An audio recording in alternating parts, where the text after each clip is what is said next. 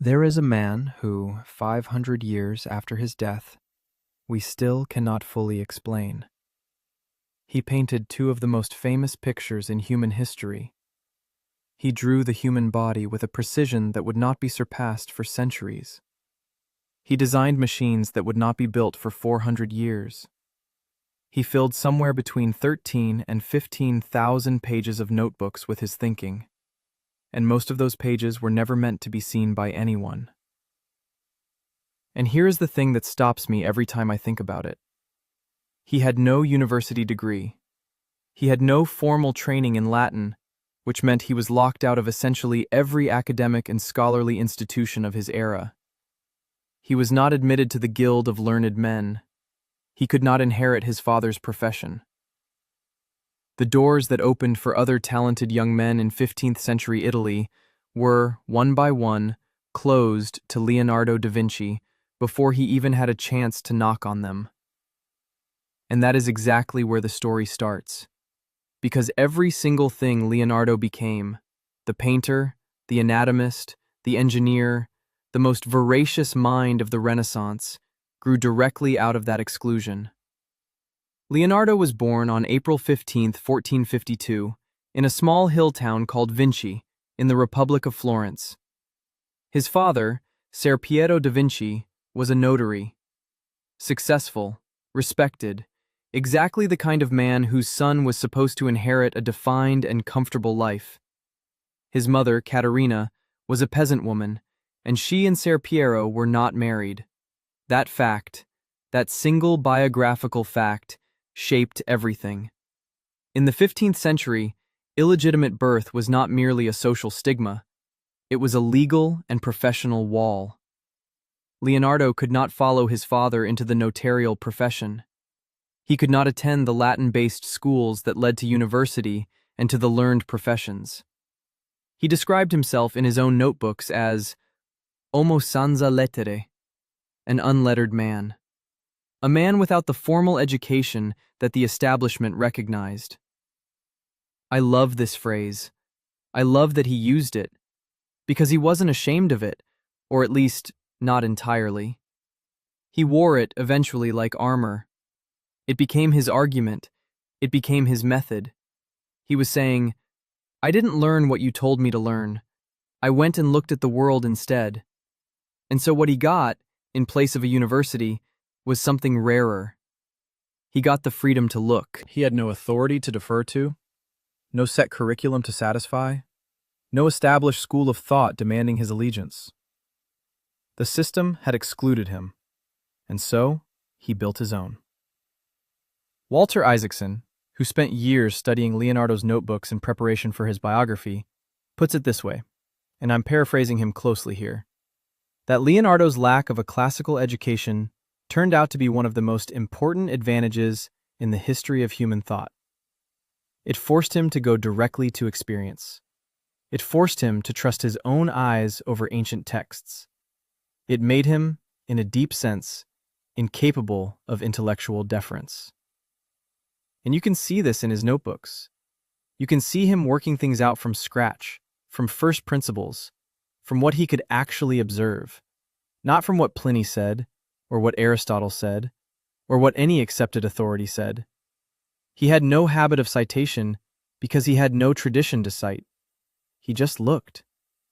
He wrote it plainly, all our knowledge has its origins in our perceptions. That is not a complicated sentence. But think about what it meant in a world where most educated men spent their careers elaborating on the perceptions of men who had been dead for 1,000 years. Leonardo was saying, and meaning, that if you want to know something, you go look at it. You don't read what someone else said about it. You look. Now, there's something important to understand here about what exclusion actually cost him, because it cost him real things. He felt it. He was sometimes dismissed by men with credentials he would never have. He called his critics, with visible irritation, trumpeters and reciters of the works of others. The bitterness in that phrase is real. He knew he was being looked down upon by men who had read more books, but understood less. He was not perfectly zen about being an outsider. He was human. But here is what the exclusion gave him that no university could have. It gave him a mind that had never been told where to stop. A sculptor's apprentice does not need to understand botany. A notary's son does not need to think about hydraulics. A trained physician does not need to care about the flight of birds. But Leonardo, untethered from any single discipline, excluded from all of them equally, had no reason to stop anywhere. Every door that closed pushed him toward a different window, and he climbed through all of them. This is where his story actually begins. Not with genius falling from the sky, not with some mystical gift handed to a chosen man. It begins with a boy, born outside the system, given a practical education in vernacular mathematics and observation, and sent, around the age of 14, into the workshop of one of the greatest craftsmen in Florence. What happened next would forge everything. But that is a different part of the story. What I want you to hold right now is this.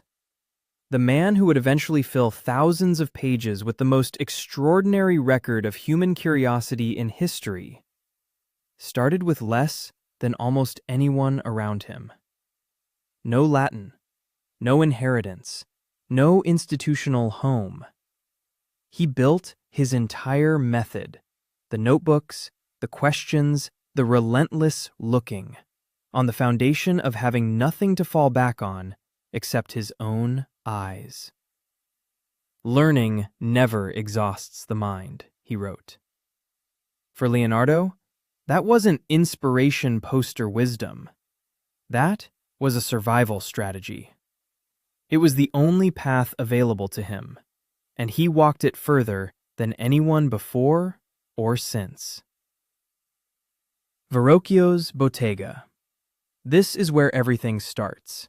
Not the notebooks, not the grand theories, not the flying machines or the anatomical investigations. Before any of that, there was a 14-year-old boy being handed a grinding stone and told to learn how to make paint. And I think this is one of the most underappreciated facts about Leonardo. We look at the finished genius and we forget the formation. We forget that the man who would eventually fill thousands of pages with the most extraordinary cross-disciplinary thinking in human history learned that habit of mind in a specific place, at a specific time, under a specific teacher. Andrea del Verrocchio. Goldsmith, sculptor, painter, engineer, theatrical designer. The man ran one of the most prestigious workshops in Florence, and it wasn't prestigious because he did one thing brilliantly. It was prestigious because he did everything.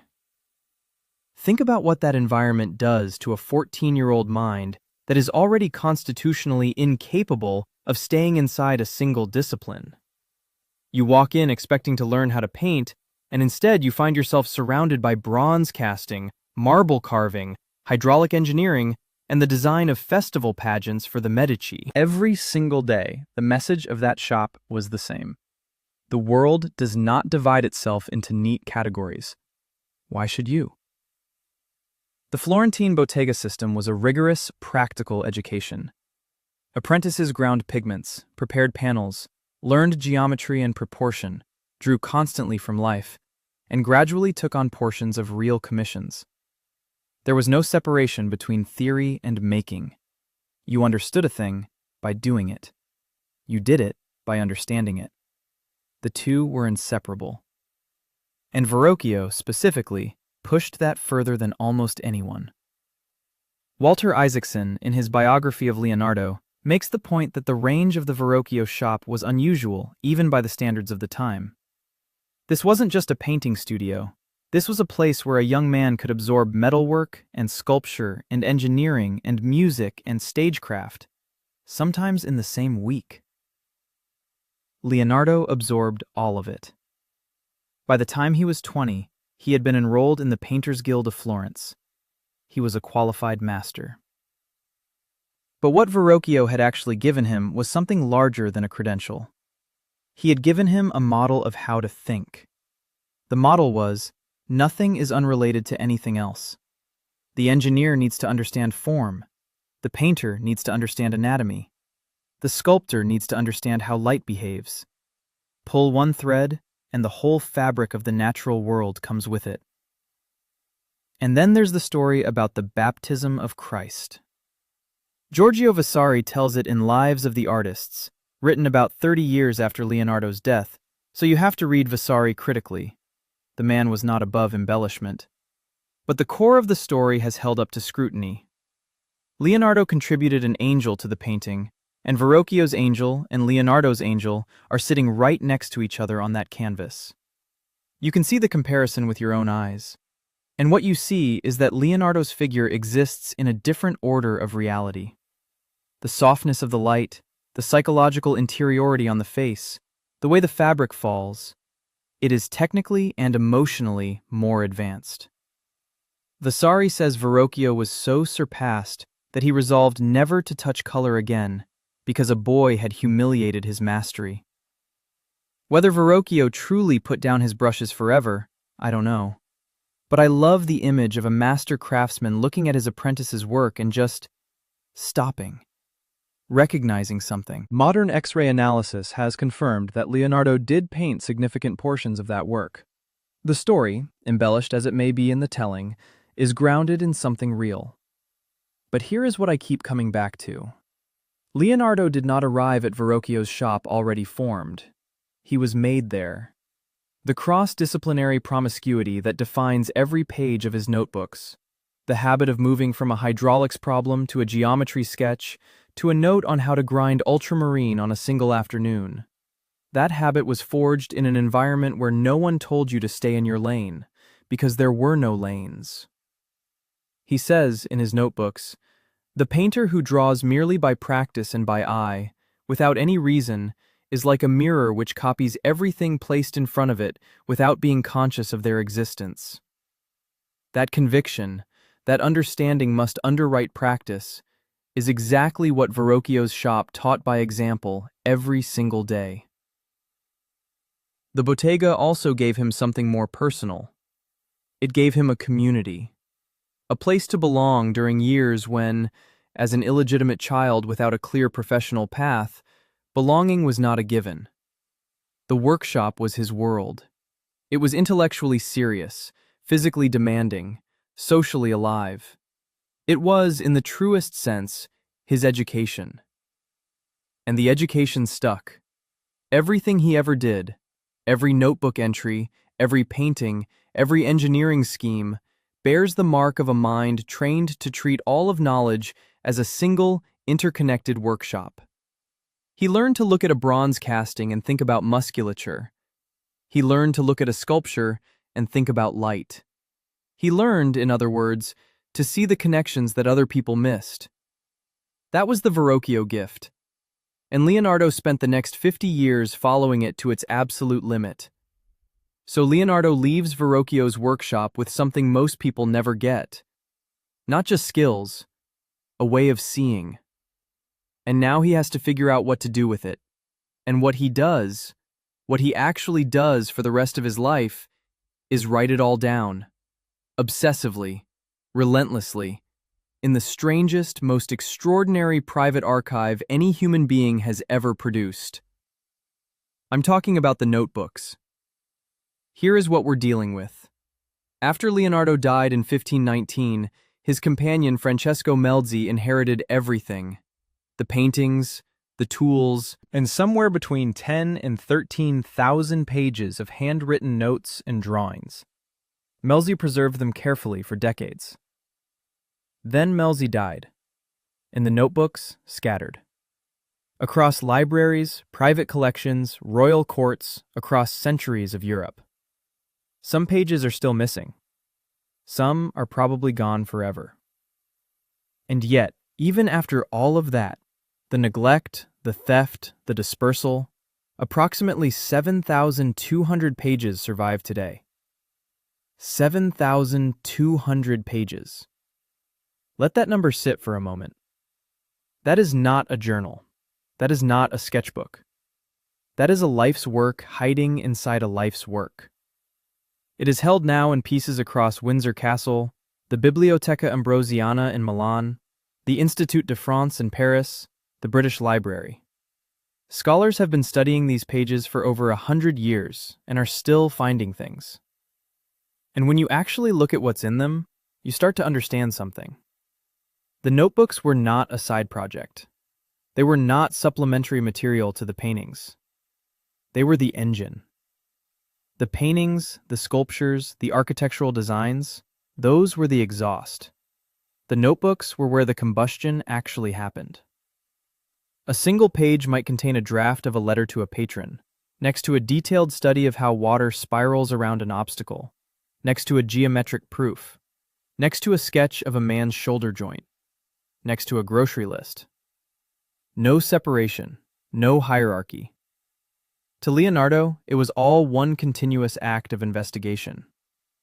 And so the question is, how do you read something like that? What kind of mind produces it? The historian Martin Kemp, who has spent more of his life studying Leonardo than perhaps anyone alive, has pointed out something crucial about how these notebooks work. Leonardo had a habit, running through thousands of pages, of addressing questions directly to himself or to nature. He would write, "Dimmi, tell me. Tell me why the sky is blue.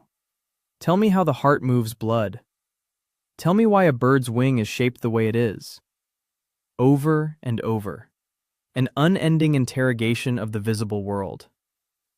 This is not the behavior of someone building toward a finished answer. This is someone who is genuinely, constitutionally unable to stop asking. And I find that both inspiring and a little heartbreaking, because it means the notebooks are filled with questions that were never resolved.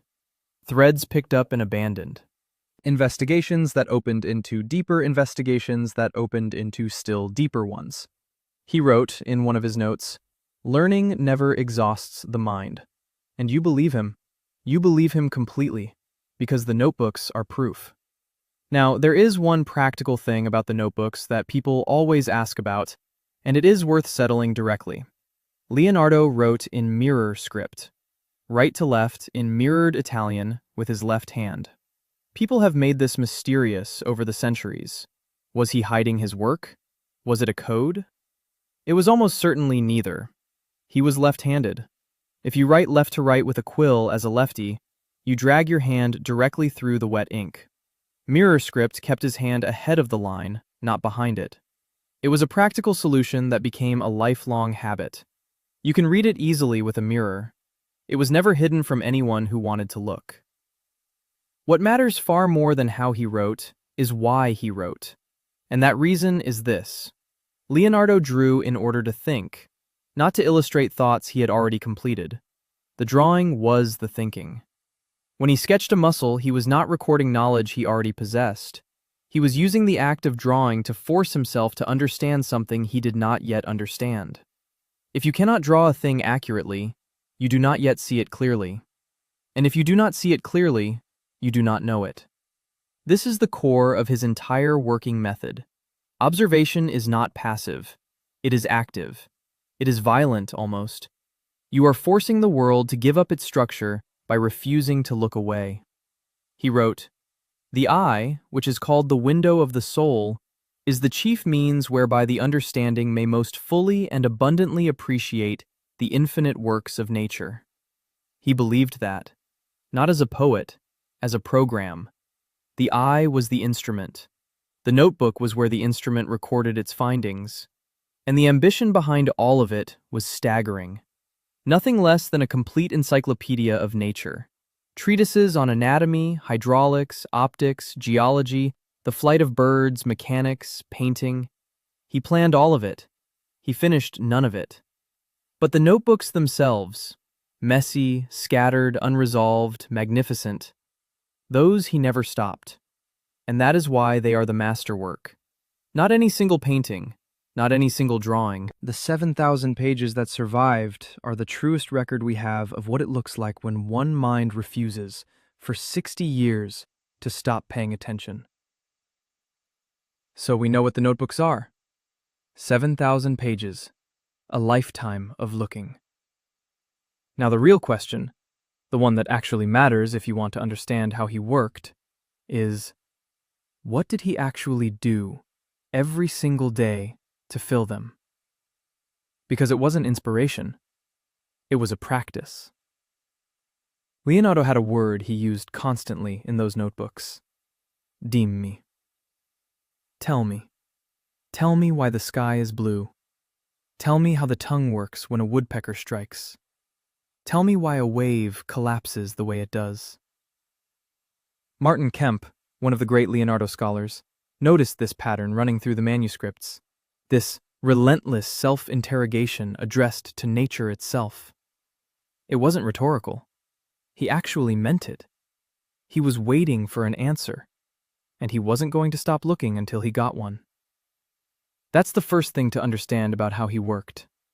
Observation was not a phase. It was not preparation for the real work.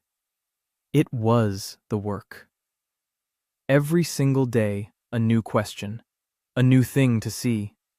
He kept reminder lists to himself, literal, written reminders of things he needed to go look at. Study the way light falls on faces at dusk. Watch how starlings move together in a flock. Go to the canal and observe what happens when water moves around a stone. He was assigning himself homework, constantly. He didn't trust his memory, and he didn't trust his imagination. He trusted his eyes, and he kept dragging his eyes back to the world to look harder. And here is where his mirror script comes in, because people always ask about it. Leonardo wrote right to left, in reverse, so that you need a mirror to read it normally. He was left-handed. The most practical explanation is simply that it prevented smearing, a left-handed writer dragging his hand across fresh ink. That's it. It wasn't a code. It wasn't some Da Vinci Code conspiracy. He wasn't hiding his ideas. The script is not even difficult to decode. Any reader with a mirror can do it in seconds. It was just how his hand moved most naturally, and at some point, he never stopped. But here's what I find fascinating about the mirror script. It tells you he was writing for himself. These notebooks were not meant for an audience. They were not lectures, not treatises prepared for publication. They were a working mind talking to itself. The mirror script is the clearest physical proof that the notebooks were a private instrument of thought, not a public performance. And the drawing, this is the part that genuinely stopped me when I first understood it. Leonardo did not draw in order to illustrate ideas he had already worked out in his head. He drew in order to think. The act of drawing was the act of reasoning. Walter Isaacson puts it directly in his biography. Leonardo would sketch a problem, the flow of water, the rotation of a shoulder joint, the way light bends through a glass sphere, and the drawing itself would reveal something the words hadn't captured yet. All our knowledge has its origins in our perceptions. That's his. And when you read that alongside the notebooks themselves, you realize he meant it with total literalness. You look, you draw what you see, and the drawing shows you something your bare eye missed. Then you look again. Then you draw again. That loop, perceive, draw, perceive again, was his fundamental unit of work. He wrote about the eye with something close to reverence. The eye, which is called the window of the soul, is the chief means whereby the understanding may most fully and abundantly appreciate the infinite works of nature. He meant that. He organized his entire intellectual life around that belief. Everything flowed from looking. And this is why a single page of his notebooks can contain a diagram of a human shoulder joint, a note about water pressure, a sketch of a face, and a grocery list. He wasn't disorganized. He was following his attention wherever it led, because his attention was the instrument. He trusted it completely. The cross-disciplinary chaos of those pages was not a bug in his method. It was the method. He also wrote this, and I think about it constantly. Iron rusts from disuse. Water loses its purity from stagnation, and in cold weather becomes frozen. Even so does inaction sap the vigors of the mind. He was afraid of stopping.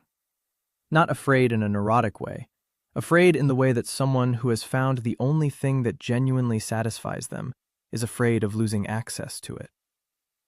The observations, the questions, the drawings, these were not discipline he imposed on himself. They were the thing he actually wanted to do, every day, without interruption, for 60 years. And that is the discipline hidden inside what looks like pure curiosity. Most people think curiosity is passive, something that happens to you when something interesting appears. Leonardo treated it as active, aggressive even. He went out and demanded answers from the world. He wrote the questions down. He drew the phenomena. He returned to the same subject months later with a new angle. Learning never exhausts the mind. No. For him, it never did. And the proof is in the pages, 7,000 of them. Each one a record of a man who showed up, looked hard, and asked one more question. There is a story that has stayed with me since I first read it. The prior of Santa Maria della Grazia was furious. Leonardo had been commissioned to paint the refectory wall, the Last Supper, and day after day the prior would watch him arrive, stand in front of the wall, and do almost nothing. No brush, no paint, just standing, staring, sometimes for hours. Then Leonardo would make 1 or 2 strokes and leave. The prior complained to Ludovico Sforza. He wanted this man working. He could not understand what standing and looking had to do with painting.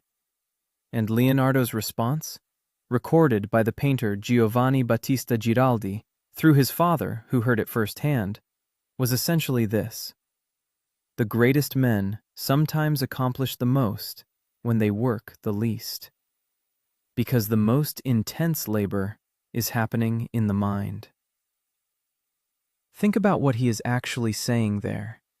He is drawing a hard line between 2 completely different kinds of work, mental labor and physical execution, and he is insisting that the first one, the invisible one, is the real work. The brushstroke is almost the easy part. What comes before it is everything. This is not laziness dressed up as philosophy. This was his actual method, and the Last Supper proves it. Consider what he was attempting. 12 apostles and Christ, seated at a long table, in the moment immediately after Jesus says, "One of you will betray me." Leonardo's notebooks show he spent years working out the psychological problem. Not the composition problem, not the color problem, the psychological problem. How do 12 different men, each with a distinct soul and a distinct relationship to that sentence, react in the same instant? He wrote in his treatise on painting, "A good painter has 2 chief objects to paint, man and the intention of his soul. The former is easy, the latter hard, for it must be expressed by gestures and the movement of the limbs." I love that. Man is easy, the soul is hard, and he was not willing to pick up a brush until he had solved the hard part.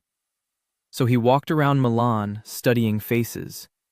He kept notebooks, always the notebooks, full of sketches of real people whose expressions captured something he needed, a flash of anger on a stranger's face in the market, the grief of someone he saw in a doorway. He was collecting emotional raw material the way a scientist collects specimens, storing it, cross-referencing it against the problem on the wall. He also had a very specific, technical problem with Judas. He could not find a face corrupt enough. He reportedly told Sforza that if he truly could not find the right model for Judas, he would use the prior's face instead. The same prior who kept complaining about him not working. Which is one of the greatest things anyone has ever said to a difficult client. But beneath the humor, the point is serious. He refused to fake it. He would not invent a face he had not first observed in the real world. Observation was not a preliminary step. It was a moral commitment. You owe the work your eyes. You owe it the truth of what you actually saw. And the result, even now, even degraded as it is, because he used an experimental tempera technique that began deteriorating within his own lifetime, even now, you can look at the Last Supper and see 12 completely distinct psychological states radiating from a single sentence. Bartholomew, leaning forward on his hands, upright with shock. Thomas, raising one finger as if demanding clarification from God himself. Judas, pulling back, already separating himself from the group. Christ, at the center, perfectly still. He worked that out standing at the wall, with his eyes, with his mind, before the brush ever moved. And this is not unique to the Last Supper. This is his method applied at full scale to a single object. Because if you understand how the notebooks work, those thousands of pages of observation, question, and return, you understand what the standing and staring actually was. It was the same process, just made visible. He was running the notebook in his head, posing the Dimmi questions, cycling through what he had already seen against what the work still demanded. The prior saw a man doing nothing. What he was actually watching was the most productive part of the entire project. The brushstroke only lands correctly when the mind that guides it has already solved the problem. That is what he believed. That is what those years at the wall demonstrate. Mental labor first, physical execution second, and never, never in reverse. Most people get this backward their entire lives. They act before they think, then wonder why the result doesn't match what they imagined. Leonardo refused that order entirely. He would stand there as long as it took. The prior could complain all he wanted. The work would be right, or it would not exist. There is a moment in Leonardo's anatomical notebooks where he stops and addresses the reader directly. He imagines the person who might take up this work after him, someone considering what he himself had already done. And he writes, "You will perhaps be deterred by natural repugnance, and if this does not prevent you, you may be deterred by the fear of living in the night hours in the company of those corpses, quartered and flayed and horrible to see." He knew exactly what it cost, and he did it anyway, for decades. Starting around 1483, when he was in his early 30s, Leonardo began dissecting human bodies. Not as a curiosity, not occasionally. He did it systematically, obsessively, across roughly 30 years.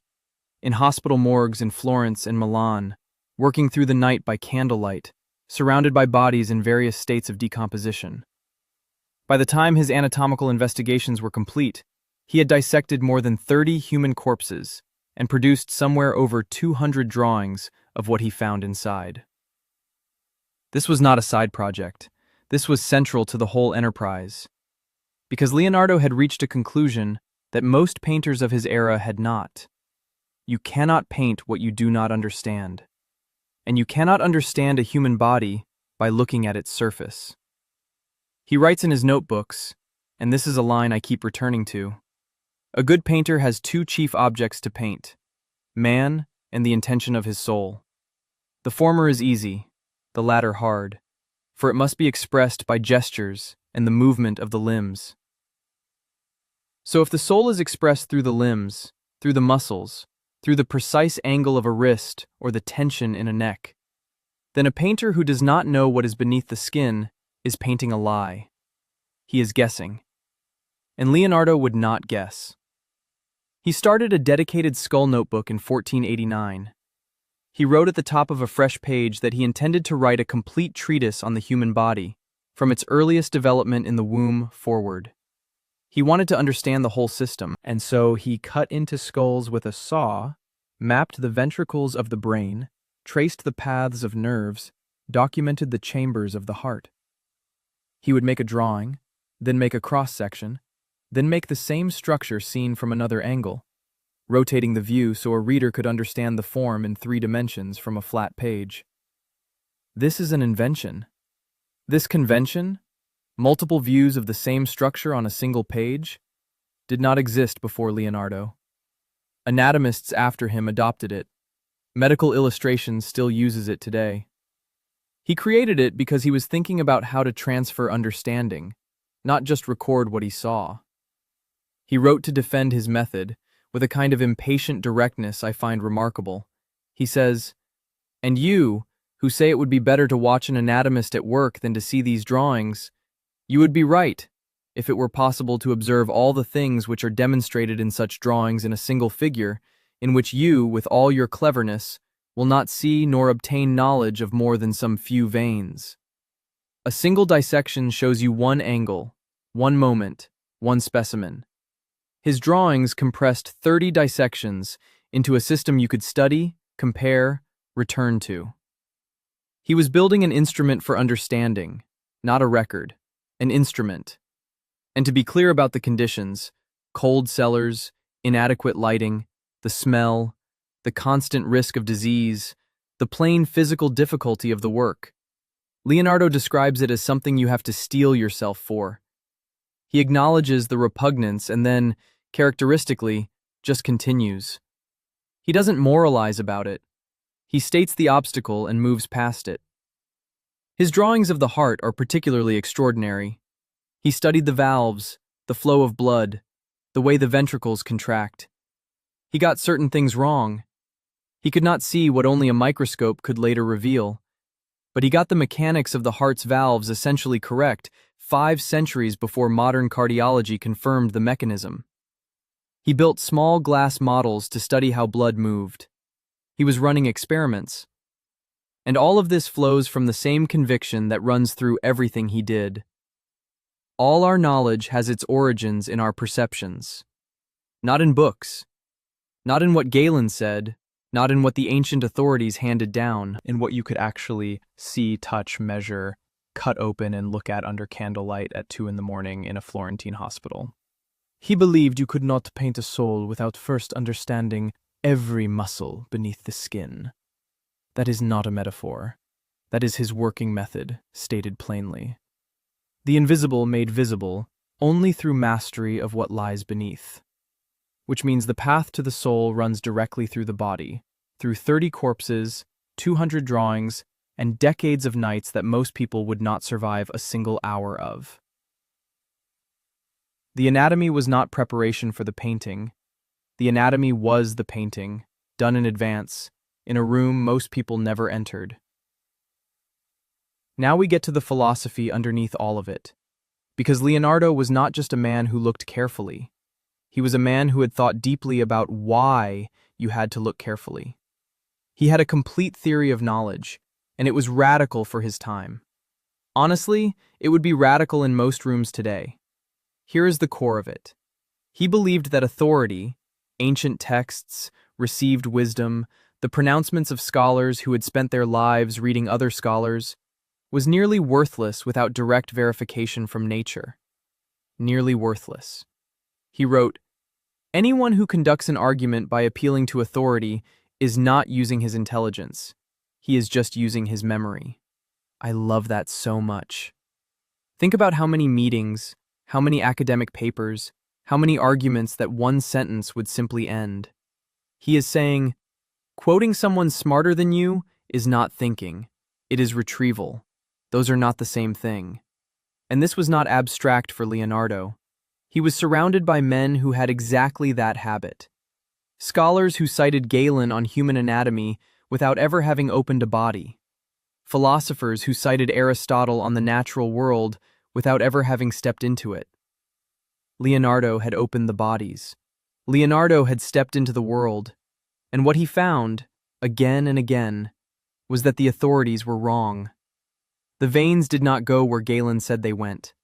The heart did not work the way the ancients described. Nature had not read the books. So he built his entire working method on a different foundation. He wrote, "All our knowledge has its origins in our perceptions." Full stop. That is the whole epistemology. Everything starts with the eye. Everything starts with direct contact with the actual thing. And then, and this is the part people miss, you bring mathematics to what you have seen, because mathematics is the only language that can describe what you have perceived with real precision. He was ferocious on this point. He wrote that the man who blames the supreme certainty of mathematics feeds on confusion and can never silence the contradictions of the sophistical sciences, which lead to an eternal quackery. Eternal quackery. That is what he called it. Opinion dressed as knowledge, argument without measurement, words substituting for reality. And so his working method was always this sequence. Go look, draw what you see, measure what you can, and then use mathematics to find the underlying structure. Not the other way around. Not theory first, then forced observation. Look first. Always look first. He had genuine contempt, and I mean contempt, you can feel it in the notebooks, for people who skipped that step. He called them trumpeters and reciters of the works of others. People who moved through the world announcing what other people had discovered without ever discovering anything themselves. He thought this was a kind of intellectual fraud, a performance of knowledge without its substance. And here is what makes this so interesting. Leonardo himself was the person least credentialed to say any of this. He had no university training. He could not read Latin, which meant the great classical texts were largely closed to him. He had to rely on vernacular translations when they existed at all. He was, by the standards of his culture, an outsider. But he turned that outsider status into a methodology. He literally wrote, "I am not poor. Poor indeed is he who desires many things." And the thing he did not desire was the approval of the learned establishment. He did not need their Latin. He had his eyes. He had his notebooks. He had his willingness to go directly to the source, which was always nature itself. He wrote, "The greatest deception men suffer is from their own opinions." Think about that in the context of his dissections, his water studies, his years of watching birds fly. Every single one of those investigations was an act of checking his own opinions against reality. He was as suspicious of his own assumptions as he was of anyone else's. That discipline, the willingness to be wrong, to let the thing in front of you correct your prior belief, that is what made the notebooks what they are. And then there is this, which might be his most important single statement about how the mind should work. He wrote, "Iron rusts from disuse. Water loses its purity from stagnation, and in cold weather becomes frozen. Even so does inaction sap the vigors of the mind." The mind is not a container you fill once. It is a living instrument that requires constant use, or it degrades. This is why the notebooks never stopped. This is why the questions never stopped. Learning never exhausts the mind. He wrote that too. The investigation was not a phase he went through. It was the condition he required to stay alive intellectually. What you are looking at, in the full body of his working philosophy, is someone who built a complete alternative to how knowledge was supposed to work in his time. No inherited authority, no argument from tradition, no opinion dressed as fact. Only this: go look, draw what you see, measure what you can, and never, ever mistake memory for thought. There is a line in his notebooks that stops you cold. Written in his own hand, mirror script, no audience intended. Just 4 words of private self-reckoning. "I have wasted my hours." Think about what it takes to write that. This is the man who dissected over 30 human corpses, who filled thousands of pages with observations of water, light, birds, bones, storms, and faces, who painted the Last Supper and the Mona Lisa. And somewhere in the middle of all of it, he sat down and wrote that he had wasted his hours. That tension between the vastness of what he produced and the vastness of what he left undone is maybe the most important thing to understand about how Leonardo actually worked. Because the unfinished life was not an accident. It was almost a structural consequence of the method itself. Look at the pattern. The Adoration of the Magi, commissioned in 1481, left unfinished when he departed Florence. The Battle of Anghiari, abandoned on the wall of the Palazzo della Signoria. The great bronze horse for Ludovico Sforza. Years of preparation, extraordinary notebook studies, never cast. His planned treatises on anatomy, water, flight, optics, geology. None of them assembled into finished books during his lifetime. The notebooks themselves, those thousands of pages, were never organized for publication. He just kept going deeper. Walter Isaacson, who spent years working directly from the notebooks, puts it plainly. He says Leonardo was more interested in the pursuit of knowledge than in the packaging of it.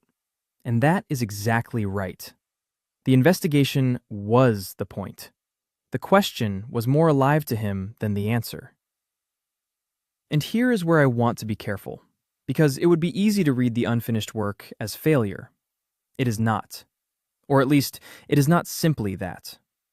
What you are looking at is a man whose curiosity was structurally incompatible with the economics of completion. Every commission was, for him, a portal into 10 other investigations he had not yet conducted. He could not finish the painting of a river without first understanding how water actually moved. He could not finish a battle scene without studying the anatomy of horses, the physics of dust clouds, the expression of rage in the human face under mortal stress. The investigations multiplied faster than the deliverables could be produced. Kenneth Clark, whose 1939 study of Leonardo remains one of the essential texts, understood this. He described Leonardo as someone in whom the appetite for knowledge had become almost pathological. Not in a destructive sense, but in the sense that it could not be switched off or subordinated to deadline.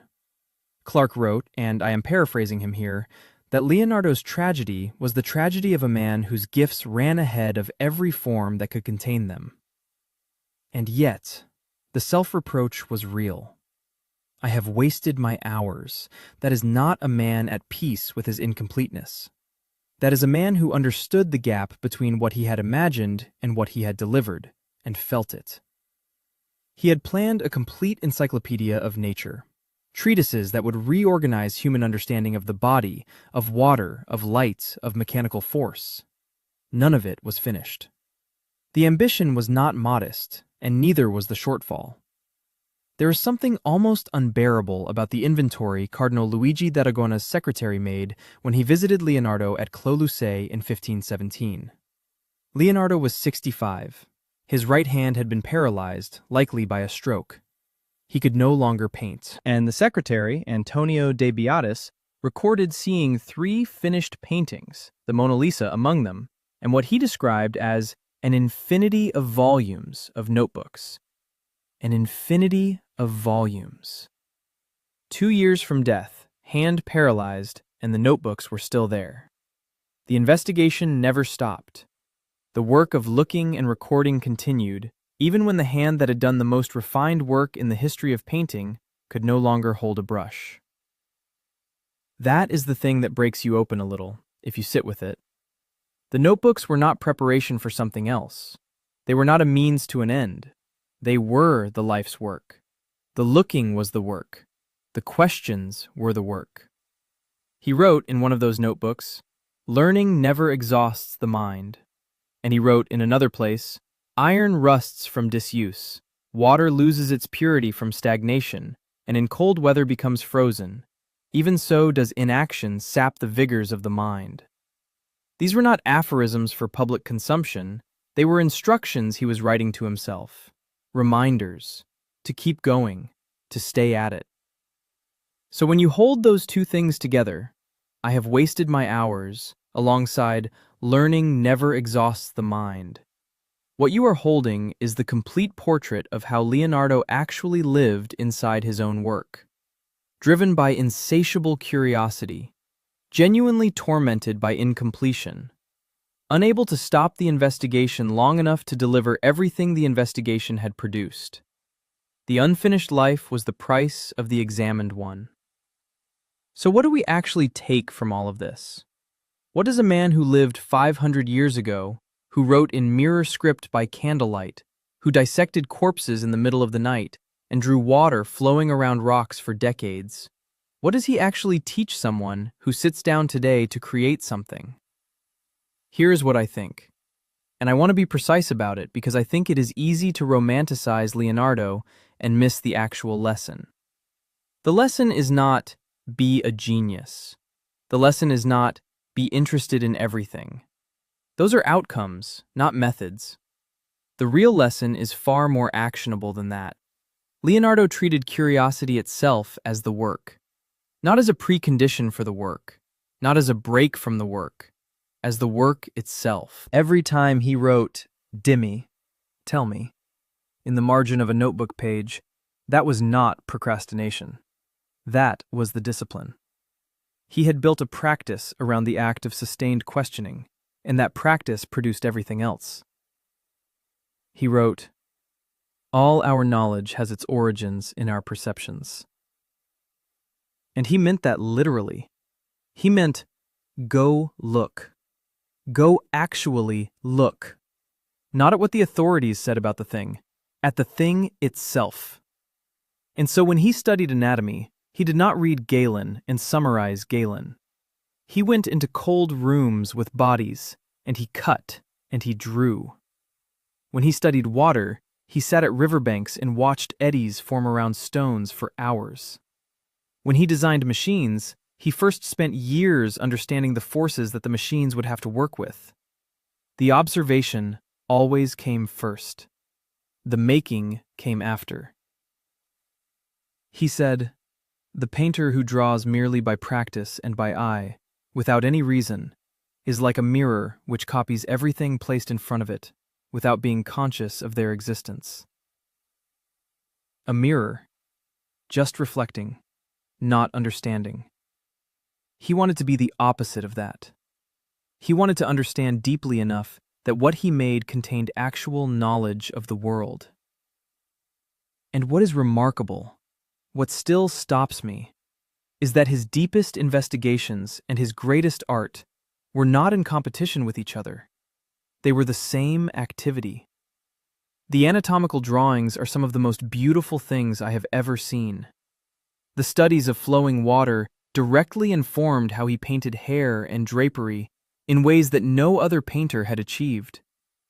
Understanding the mechanics of a bird's wing and understanding how to represent movement in a painted figure, to him, those were the same question approached from different directions. He wrote, "Iron rusts from disuse, water loses its purity from stagnation, and in cold weather becomes frozen. Even so does inaction sap the vigors of the mind." He felt this viscerally. The notebooks were not a project. They were how he stayed alive intellectually.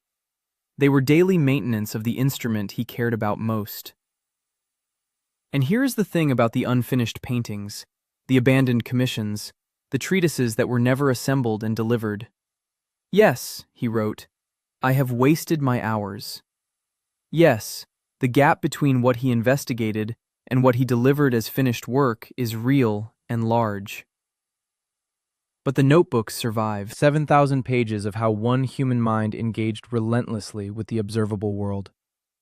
And those pages have influenced painters, scientists, engineers, anatomists, and architects across 5 centuries.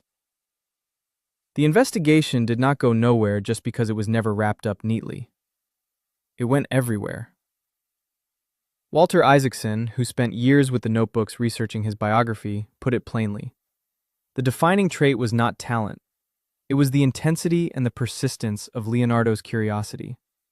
The willingness to keep asking the question even when the answer was not coming, even when the commission was waiting, even when the prior of Santa Maria delle Grazie was losing his patience. He also wrote, "Learning never exhausts the mind." He believed this completely. The investigation did not deplete him. It was the source. So if you are someone who creates anything, writing, building, painting, designing, engineering, leading, the working method of Leonardo da Vinci comes down to one practice. Develop the habit of genuine, sustained, first-hand inquiry into the thing in front of you. Not what someone else said about the thing itself. Look at it until it tells you something. Draw it, even if you never show the drawing to anyone. Ask, Dimmi, tell me, and then actually wait for an answer. Cross the boundaries between disciplines not because it seems impressive, but because the truth of how the world works does not respect those boundaries. He was an illegitimate kid from a small Tuscan hill town who was locked out of every formal institution of knowledge in his era, and he became the most complete observer of the natural world who has ever lived. Not because he was born that way, because every single day for decades he opened a notebook and he looked, and he asked, and he drew, and he kept going. The notebook was the method, curiosity was the discipline, and the discipline, relentlessly practiced, became the life. Thank you for listening to the story of Leonardo da Vinci. If you'd like more stories like this, make sure to subscribe and leave a comment on who you'd like to hear about next.